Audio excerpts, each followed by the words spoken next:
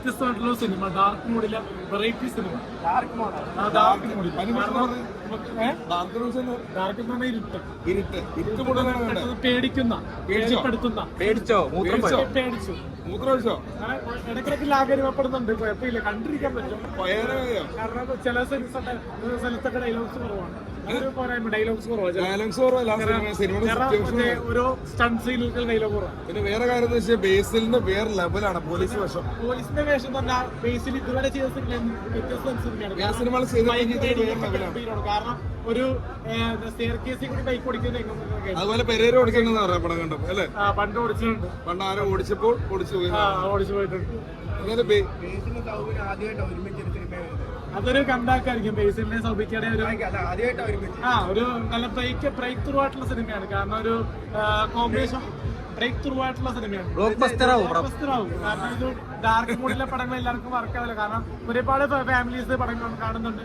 അവരെല്ലാം നല്ല എൻജോയ് ചെയ്യുന്നുണ്ട്. ഇന്നത്തെ പടങ്ങളും ആൾക്കാർക്ക് ഇഷ്ടപ്പെടുന്നുണ്ട്. കുഴപ്പമില്ല, കണ്ടിരിക്കാം. പിന്നെ അൻവർ റഷീദിന്റെ നിർമ്മാണം എന്ന് പറഞ്ഞ വേറെ ലെവലാണ്. അദ്ദേഹത്തിന്റെ എല്ലാ സിനിമകളും ചോട്ടാമ്പ്, ഉസ്താദ് ഹോട്ടൽ, അങ്ങനെ ഒരുപാടുണ്ടാവും. അദ്ദേഹത്തിന്റെ നിർമ്മാണ സിനിമകളെല്ലാം ഗംഭീരമാണ്.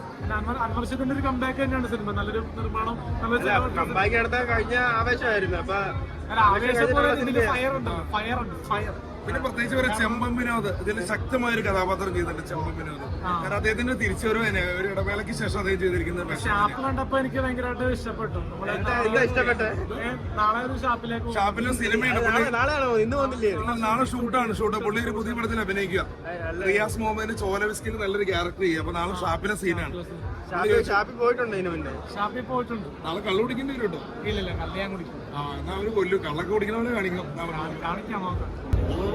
ഒരു 50 കോടിയൊക്കെ പ്രതീക്ഷിക്കാം. ബേസിലുള്ളതുകൊണ്ട് ഉറപ്പാണ്. ബേസിലിന്റെ ഏത് പടം നോക്കിയാലും 50 കോടി ഇല്ലാത്ത പടമില്ല. പുള്ളിന്റെ നല്ല ക്യാരക്ടറാണ്, സൂപ്പറാണ്, നന്നായിട്ടുണ്ട്. പെർഫോമൻസ് നല്ല അടിപൊളിയാണ്. സൗബിന്റെ നല്ല അടിപൊളി പെർഫോമൻസാണ്. സൗബിനായാലും ബേസിലായാലും എല്ലാം ഡിഫറെന്റ് പെർഫോമൻസ് ആണ് അവരുടെ. എടുത്തു പറയാനായിട്ട് എന്താ തോന്നി? എടുത്തു പറയാന്ന് പറഞ്ഞാൽ സൗബിന്റെ ആക്ടിങ് നല്ല എടുത്തു പറയേണ്ട ആക്ടിങ് ആണ്. കാരണം പുള്ളി ഏത് വേഷം കിട്ടിയാലും പുള്ളി അഭിനയിക്കും.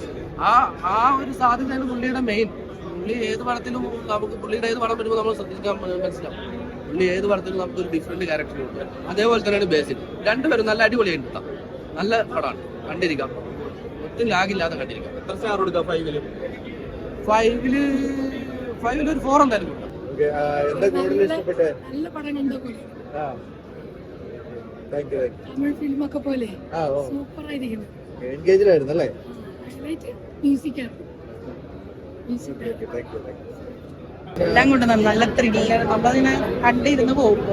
ബോറടി അങ്ങനെ ഒന്നും കണ്ടിരുന്നു. എക്സ്പീരിയൻസ് ആയിരുന്നു. അടിപൊളിയായിരുന്നു. പിന്നെ എല്ലാം ടെക്നിക്കൽ സൈഡ് ആണെങ്കിലും എല്ലാം പിന്നെ കൂടെ അഭിനയിച്ചവരാണെങ്കിലും അടിപൊളിയായിരുന്നു. സിനിമ നല്ല സിനിമയാണ്, കണ്ടിരിക്കാൻ സിനിമയാണ്. പിന്നെ നമ്മള് അഭിനയിച്ച ആളുകൾ കണ്ടത് നല്ല സിനിമയാണ്, നല്ല സിനിമ എന്ന് പറയണതിൽ കാര്യമില്ലല്ലോ. പ്രേക്ഷകരെ പറയട്ടെ, എല്ലാ സിനിമകളും ഹിറ്റല്ലേ. അദ്ദേഹം ഒരു നല്ല നടൻ എന്നുള്ളത് തെളിയിച്ചുകൊണ്ടേയിരിക്കുകയാണ്. ഇത് എല്ലാവർക്കും പൊതുവെ ഇഷ്ടമാണ്. പുള്ളിയുടെ ഒരു ആക്ടിങ് സ്റ്റൈലൊക്കെ എല്ലാം വളരെ ഇഷ്ടമാണ്. ഇതിലും ഈ പറഞ്ഞ പോലെ നല്ലൊരു പ്രത്യേക സ്റ്റൈലാണ് പുള്ളി ഉപയോഗിച്ചിട്ടുള്ളത്. ഇടയ്ക്കൊക്കെ ഒരു എക്സ്ട്രിക് മൂഡിലേക്ക് പോകുന്നൊരു പ്രത്യേക സ്റ്റൈലാണ്. ഇതിന്റെ ആക്ടിങ് സ്റ്റൈലാണ് ബേസിലായിട്ട് ചെയ്തിട്ടുള്ളത്. എന്തായാലും അത് എല്ലാവർക്കും രസമായിട്ട്. വർക്ക് എന്ന് പറഞ്ഞാൽ ഇതിന്റെ എഡിറ്റിംഗ് ആണ് വർക്ക്. ഇതിലും പെർഫോമൻസും എല്ലാം. ഞാൻ ആദ്യം ഒരു അൻവർ റഷീദിന്റെ ഡയറക്ടറിനെ ശ്രീനിവാസന്റെ പറഞ്ഞ പടമാണ് വർക്ക് ചെയ്തതെന്ന് വെച്ചാൽ പഠിച്ച് വർക്ക് ചെയ്തിരിക്കുകയാണ്. കിടിലും പടം കേട്ടോ. എല്ലാം പെർഫോമൻസ് എന്നൊക്കെ പറഞ്ഞാൽ ബേസിലേക്ക് ബെസ്റ്റ് പെർഫോമൻസ് ആണ്. പഴയ നമ്മുടെ ഒരു ചെറിയ റോളൊക്കെ ചെയ്ത് ചാന്ദിനിയൊക്കെ അന്യ റോളാണ് ചെയ്തിരിക്കുന്നത്. അവസാനം നമ്മുടെ ചെമ്പൻ വിനോദ് എല്ലാവരും പെർഫോമൻസ് ചെയ്തിട്ട് അവരുടെ മെയിൻ അഭിനേതാക്കൾ മാത്രമല്ല, അവരുടെ ജൂനിയർ ആർട്ടിസ്റ്റുകളും അടിപൊളി പടം. അടുപ്പം പടം കേട്ടോ. പറയാൻ കിടിലും. ഡയലോഗ്സ് ഒക്കെ പോരാ.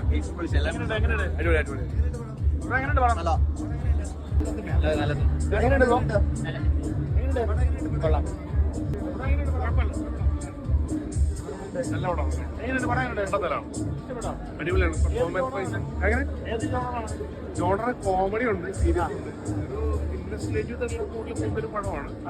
പിന്നെ സെക്കൻഡ് ഹാഫ് ഒക്കെ എടുത്ത് പറയേണ്ടത് കുറെ സീരിയസ് ആയിട്ടാണ് പോകുന്നത്. സെക്കൻഡ് ഹാഫിലേക്ക് വരുമ്പോൾ നമുക്ക് ഭയങ്കര എന്റർടൈനിങ് ആണ് പടം. ഒരുപാട് കോമഡി ഉണ്ട്.